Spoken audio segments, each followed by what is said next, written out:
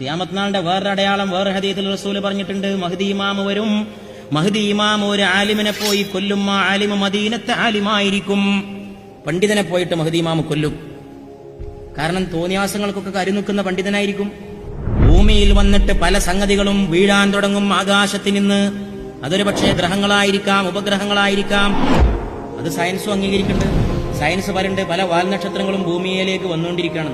ഇപ്പൊ ഒരു വാൽനക്ഷത്രം ഭൂമിയെ ലക്ഷ്യമാക്കി പുറപ്പെട്ടിട്ടുണ്ടെന്നാണ് അമേരിക്കൻ ശാസ്ത്രജ്ഞന്മാർ പറയുന്നത്. ഉദിച്ചു വന്നുകൊണ്ടിരിക്കുകയാണ് അത്രേ ഭൂമിയുടെ നേരെ. അതെങ്ങാനും ഭൂമിയിൽ വന്ന് മുട്ടിയാൽ ഭൂമിക്ക് പിന്നെ അതിന്റെ തകർച്ചയ്ക്ക് വേറെ കാരണമൊന്നും വേണ്ടിവരില്ല, സ്വയം മരിക്കൊന്നും വേണ്ടിവരില്ല, അങ്ങനെ തന്നെ മരിക്കുന്നതാണ് ശാസ്ത്രം പറയുന്നത്. അതുകൊണ്ട് അമേരിക്കയിൽ ഇപ്പൊ നടക്കുന്ന ഗവേഷണം അതിന്റെ റൂട്ട് തിരിച്ചുവിടാൻ കഴിയുമെന്നുള്ള ഗവേഷണമാണ്. നമ്മൾ റൂമിൽ ഇരുന്നിട്ട് ഇങ്ങനെ അതിന്റെ റൂട്ട് ചിലപ്പോൾ കഴിഞ്ഞേക്കും. മനുഷ്യൻ അത്ര വലിയ കണ്ടുപിടുത്തങ്ങൾ നടത്തിയിട്ടുണ്ട്. മനുഷ്യൻ അത്ഭുതകരമായ ബുദ്ധിയുടെ ഉടമയാണ്. കമ്പ്യൂട്ടർ മതി മനുഷ്യ ബുദ്ധി